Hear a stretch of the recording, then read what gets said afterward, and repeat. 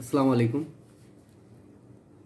আশুলিয়ার গণহত্যার সেই দৃশ্য আপনারা যারা দেখেছেন, যে ভ্যানের উপরে লাশের পর লাশ এবং যেমন বস্তা উপরে ওঠানো হয়, তেমনি ওই লাশের হাত পা ধরে ঠিক সেভাবে ফিকে সে ভ্যানের উপরে লাশের উপরে লাশ স্তূপ করে দিয়েছিল। পরবর্তী পর্যায়ে সেই লাশগুলোকে আগুনে পুড়িয়ে দেওয়ার চেষ্টা করেছিল কিংবা আগুনে পুড়িয়ে দিয়েছিল, কিন্তু শেষ রক্ষা হয়নি। কারণ পাপ যতই গোপনে হোক না কেন, কিন্তু সেটা কোনো না কোনোভাবে কোনো না কোনো একটা চিহ্ন রেখেই যায়। সেই লাশ পুড়িয়ে দেওয়ার পরেও সেই ভিডিও যিনি করেছিলেন, তার সুবাদে টোটাল গোটা জাতি আমরা জানতে পারি এবং সারা পৃথিবীর মানুষও এই ভিডিও দেখেছে। কি মর্মান্তিক, কি ভয়াবহ, কি নারকীয়, কতটা পৈশাচিক হলে, কতটা অমানুষ হলে এরকম কাজ করতে পারে এবং এরকম হত্যাযজ্ঞের নির্দেশ দিতে পারে, সেটা আসলে অকল্পনীয়। এতে অনেকেরই হৃদয়ে রক্তক্ষরণ ঘটেছে, অনেকেরই কষ্ট হয়েছে। কারণ আমাদের প্রত্যেকেরই বাবা মা আছে, ছেলে সন্তান আছে, প্রতিবেশী আছে, ভাই ব্রাদার আছে, ভাই ভাতিজা আছে ইত্যাদি। সেটা তো আমাদেরও কেউ হতে পারে। এই যে একটি হত্যাযজ্ঞ, এটাকে কোনোভাবেই মানা যায় না। তো সেই ঘটনায় যে আলোচিত ওই যে পুলিশ কর্মকর্তা আবদুল্লাহ আল কাফি, গতকাল তিনি বিমানবন্দর দিয়ে পালিয়ে যাওয়ার সময় ডিবি পুলিশ কর্তৃক তিনি গ্রেপ্তার হয়েছেন এবং জাতি আমরা পুরো জানতে পেরেছি। শুধু আবদুল্লাহ হিল কাফি কেন, এই ঘটনার সাথে যারা সম্পৃক্ত সবাইকেই এই আইনের আওতায় আনা খুব জরুরি হয়ে গেছে। কারণ এই স্মৃতি আসলে মানুষ পর থেকে কখনই মুছে যাবে না। যে 1971 সালে যে মুক্তিযুদ্ধ, পাকিস্তান বাহিনীর যে নির্মম হত্যাকাণ্ড আমরা দেখেছি, কিছু কিছু ছবি আছে, রিকশার উপরে লাশ পড়ে আছে সে 1971 সালে, সেগুলো আমরা এখন দেখতে পাই কিভাবে লাশের স্তূপ ছিল। ঠিক যেন সেই 2024 সালে 5 আগস্ট সেই রকম একটি বর্বরিচিত দৃশ্যই যেন আমাদের চোখের সামনে আসছে।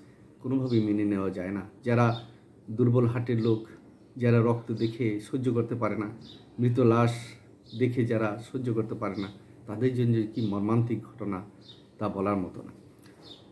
সরকারি তারা কর্মচারী, তারা আইন শৃঙ্খলা রক্ষাকারী বাহিনী, রাষ্ট্রের একটি প্রচলিত এবং বিধিবদ্ধ আইন কানুনের মাধ্যমেই তাদের কিন্তু চাকরি জীবন পরিচালিত করার কথা। কিন্তু তারা রাষ্ট্রের কিংবা প্রজাতন্ত্রের সেবক না হয়ে একটি সরকারের তারা সেবক হয়ে দাঁড়িয়েছে। তো এই ঘটনাগুলো আসলে আমাদের খুবই পীড়া দেয়। যে সরকারি কর্মকর্তা যারা, সরকারি কর্মচারী যারা, তারা কেন ভাবেন না যে এই রাষ্ট্রটা আমাদের সকলের?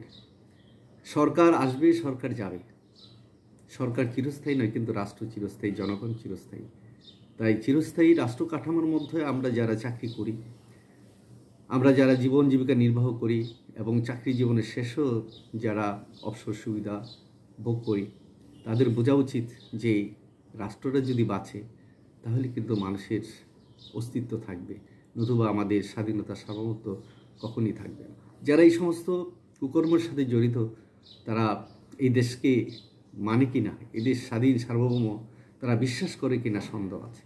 কারণ স্বাধীন সার্বভৌম এবং 1971 সালে মুক্তিযুদ্ধ যদি তারা বিশ্বাস করে, তাহলে অবশ্যই তাদের হাত থেকে গুলি ছুটতে পারে না, তাদের মস্তিষ্ক এরকম বিকারগ্রস্ত হতে পারে না। তাই আমরা চিহ্নিত কত আর করব? হাজার হাজার লাখ লাখ এরকম অপরাধী, নিরপরাধ মানুষের উপরে ঝাঁপিয়ে পড়েছে। এটা যেন একটি দখলকৃত একটি ভূখণ্ড, গাজার মতো। ইসরায়েল যেরকম নির্বিচারে গুলি করেছে, ঠিক একইভাবে গুলি করেছে এই বিগত 15টি বছর একটি সরকারের অধীনে। যেভাবে প্রশাসন, আইন শৃঙ্খলা রক্ষা বাহিনী, আমলা তারা এবং বিভিন্ন রাজনৈতিক যে নেতৃবৃন্দ যারা এই জোট কিংবা দলের সাথে সম্পৃক্ত, তারা যা করেছে, লুটপাট করেছে, এগুলি ইতিহাসে বিরল। তাই এই জিনিসগুলো আসলে কোনোভাবেই মুছে ফেলার নয় এবং এদেশের মানুষ কখনই তা ভুলে যাবে না। তবে যারা এই অপরাধের সাথে জড়িত, তাদের দৃষ্টান্তমূলক শাস্তি হওয়া উচিত, যাতে আগামীতে কোনো সরকারি কর্মচারী, কর্মকর্তা কিংবা আইন শৃঙ্খলা রক্ষা বাহিনী, সে যেই হোক না কেন, অর্থাৎ রাষ্ট্রের প্রতি তাদের যে আনুগত্য সেটা তারা মেনে চলবে এবং সরকারি যে বিধিবিধান তারা মেনে চলবে এবং মনে করবে যে রাষ্ট্রটি জনগণের, কোনো সরকারের নয়। সরকারের সমালোচনা মানে রাষ্ট্রের সমালোচনা নয়। সরকার ভুল করলে সরকারের সমালোচনা হতেই পারে, করতে হবে, এটি গণতান্ত্রিকতা। একটি গণতান্ত্রিক শাসন ব্যবস্থা, সুশাসন কায়েম করা, আইনের শাসন নিশ্চিত করা, তারপর ব্যবসা বাণিজ্য সঠিক মতো সুন্দরভাবে পরিচালনা করা, এই সমস্ত বিষয়গুলোর দিকে খুব বেশি আমাদের নজর দিতে হবে। এবং এই আশুলিয়ার যে ঘটনাটি সত্যি বেদনাদায়ক, মর্মান্তিক, বীভৎস, এটাকে কোনোভাবেই মেনে নিতে পারছি না। যখনই এই দৃশ্যটা চোখে ভাসে, ঘুম পর্যন্ত নষ্ট হয়ে যায়, কোনোভাবে নিতে পারছি না। বয়স হয়ে গেছে, নিজেদের ছেলে মেয়েও আছে, আত্মীয় স্বজন আছে।